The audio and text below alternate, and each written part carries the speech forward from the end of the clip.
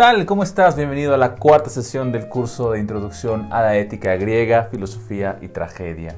Ya hemos avanzado casi a la mitad del curso y hemos recorrido algunas de las ideas importantes en relación con el pensamiento trágico y su idea del arete, y además la importancia que tiene el concepto de la fortuna como esos elementos contingentes de la vida humana que salen fuera de nuestro control, y que tal elemento debería ser considerado también en las reflexiones éticas y morales.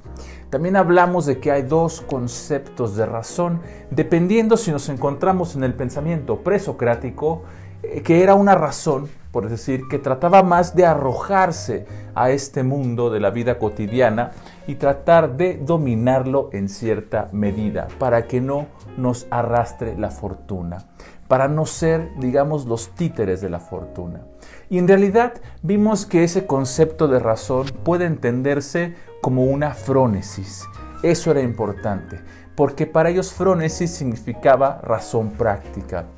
Y de alguna forma eso significa, era un tipo de sabiduría práctica del actuar que se dirigía a los objetos cambiantes de la vida humana. Ahora, como vimos en las sesiones anteriores, cuando aparecen Sócrates y Platón, se da el paso a un concepto de razón diferente, que se trata de una razón que está arrojada ya no al mundo de objetos cambiantes de la experiencia, sino a otro mundo donde hay objetos estables, inmutables, y que eran las llamadas ideas platónicas.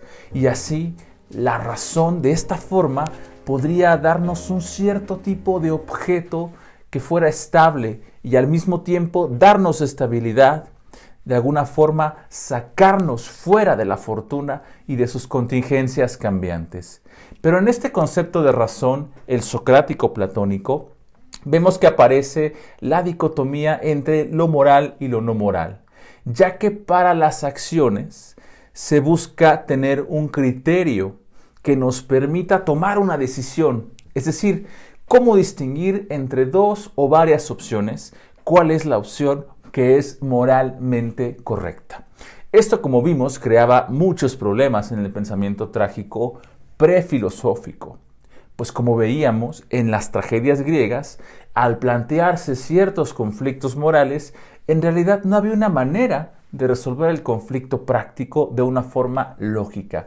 Y por ello vimos en el Eutifrón, un diálogo platónico, se criticaba duramente las contradicciones en que podían caer los dioses con sus exigencias contrapuestas sobre los seres humanos. Y es claro que esto no permitía tener criterios morales binarios, es decir, bueno y malo, sino que más bien desde el punto de vista socrático-platónico, digamos que el pensamiento trágico visto desde Platón y Sócrates, lo bueno y lo malo se convertían en términos relativos al punto de vista.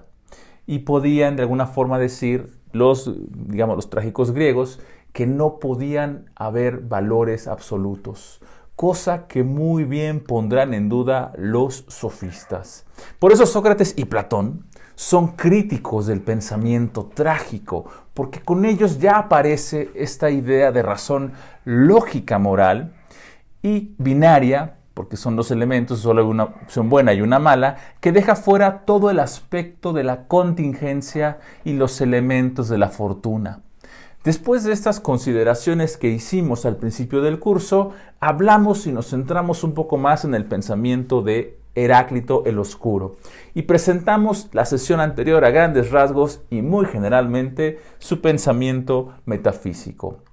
Es decir, la forma en que él comprende la realidad y cómo se conecta con el concepto de logos, que para él logos significa algo así como ley, medida, razón de todo el cambio y movimiento en todo el cosmos.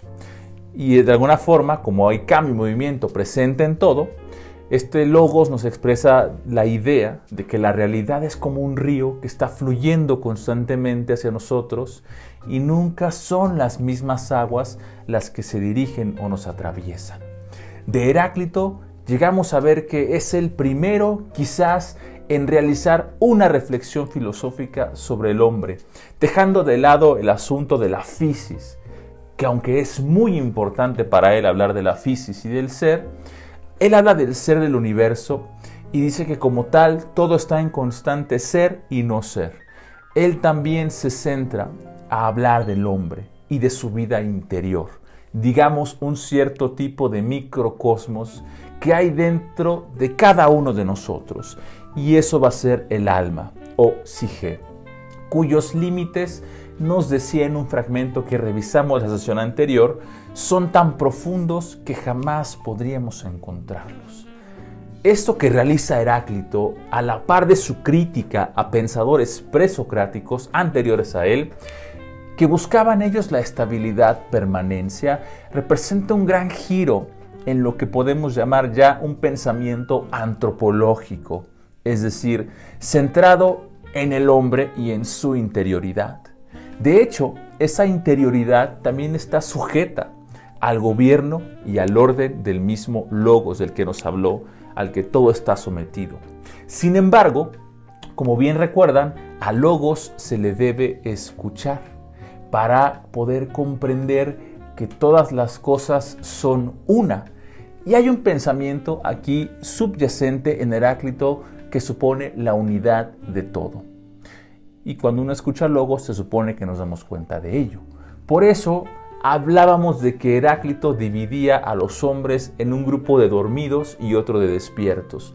Y aquí nos quedamos para poder recuperar, digamos, el sentido ético de la filosofía de Heráclito, como el primero en recuperar esta idea de interioridad del hombre. Bueno, en recuperar y en proponer esta idea de interioridad desde un punto de vista más filosófico y la importancia también que tiene la concepción o el concepto del ethos.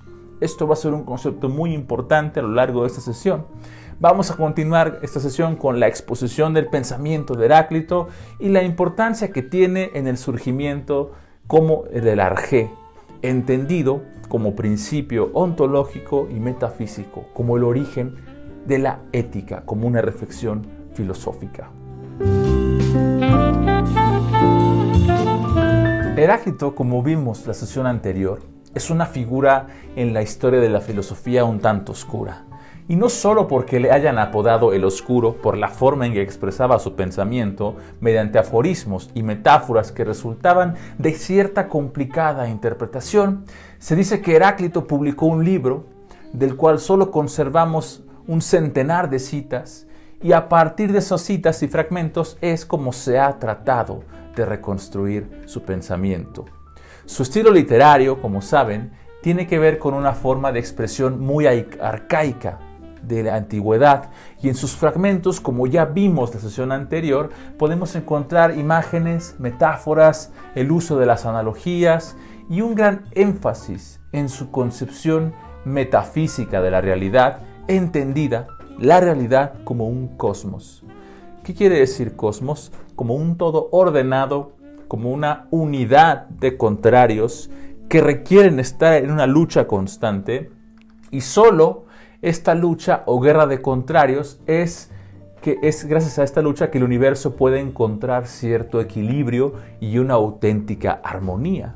Que Heráclito, si recuerdan, dice que es más bella la armonía invisible, o sea, aquella que no se ve, que la armonía que observamos.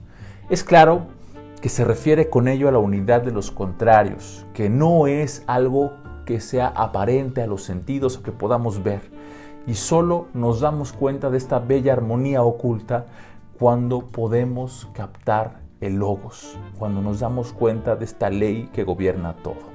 Ahora, de acuerdo con el tema de logos, que es esta medida universal del cambio o la ley que mantiene unida toda la existencia a partir de la contradicción, es a partir de él que Heráclito va a mostrarnos o presentarnos una crítica radical de los hombres. Y esto lo podemos ver en las constantes menciones que hace Heráclito en sus fragmentos a los hombres dormidos, aquellos que no pueden despertar, que viven en su mundo particular. Con ello nos está mostrando Heráclito una fuerte concepción antropológica y que tiene desde el comienzo un claro tono moral. la concepción que Heráclito tiene del hombre tiene mucho que ver con la forma en que él piensa la psique, o lo que se suele traducir al español por alma, ya que Heráclito considera que el alma es el sujeto del conocimiento y también es el sujeto de la acción moral. El alma es por esto el centro del conocimiento y la acción del hombre. Y a ello cabe añadir también que aquí aparece en relación con la categoría del ethos, que vamos a tratar un poco más profundamente esta sesión. La propuesta de Heráclito suele ser calificada a veces de una forma de intelectualismo moral, y en esto parece que quizás se haya adelantado al mismo Sócrates. ¿Qué quiere decir intelectualismo moral?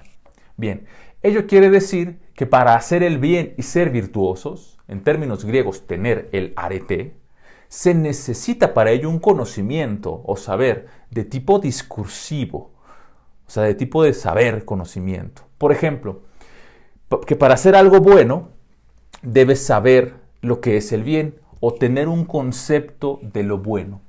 Una persona, por ejemplo, puede tener el concepto de que robar es bueno, pero en el caso del intelectualismo lo que diríamos es que tiene un concepto erróneo o equivocado de lo bueno.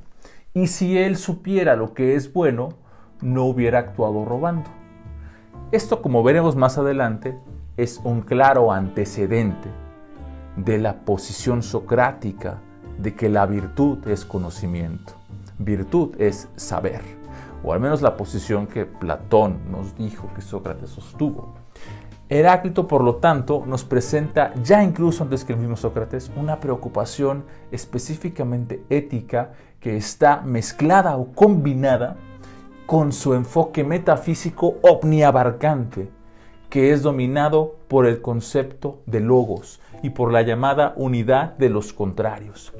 Vamos a considerar ahora unos fragmentos donde podemos ver claramente y resumir lo que hemos comentado esta sesión y la anterior. Servirá también para recordar la concepción metafísica de Heráclito y también entrar de lleno a lo que él entiende por ethos y su importancia en el surgimiento de la reflexión filosófica sobre el hombre. Fragmento B1. Aunque este logos es real y verdadero siempre, los hombres se tornan incapaces de comprenderlo, tanto antes de escucharlo como después de haberlo escuchado por primera vez, pues aunque todas las cosas suceden según este logos, parecen inexpertos aunque tengan experiencia tanto de palabras como de hechos tales como los que yo expongo, analizando cada cosa según la naturaleza y mostrándola tal cual es.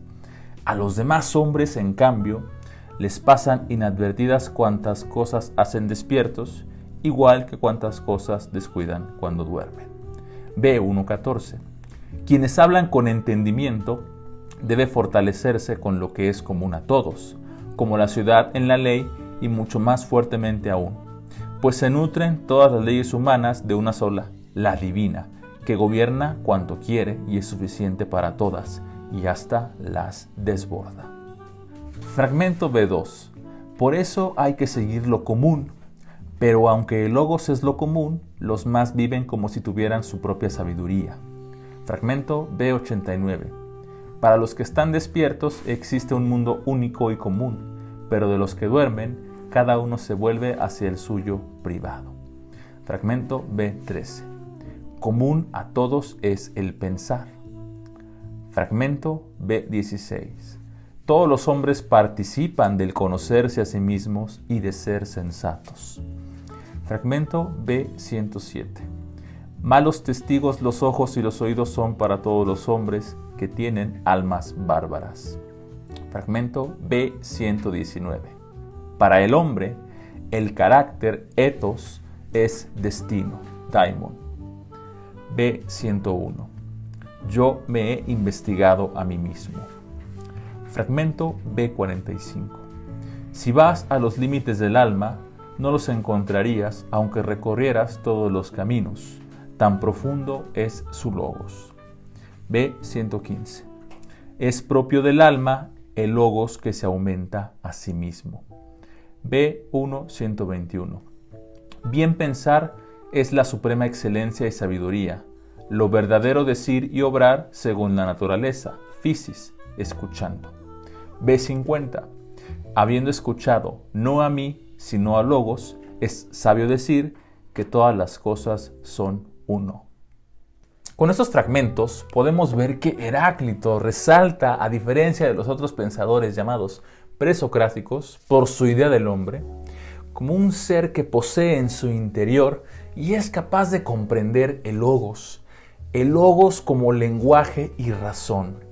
Pero además de esto, el hombre también posee ethos, es decir, carácter. Ethos tiene que ver con carácter y se traduce por carácter al español. A pesar de que muchos han interpretado a Heráclito como estando dentro del mismo pensamiento que los llamados físicos, es decir, los presocráticos, cuyo objeto de investigación era precisamente la fisis, los fragmentos citados que nos presentan algo más que una mera reflexión cosmológica, algo que va más allá de una reflexión sobre la naturaleza.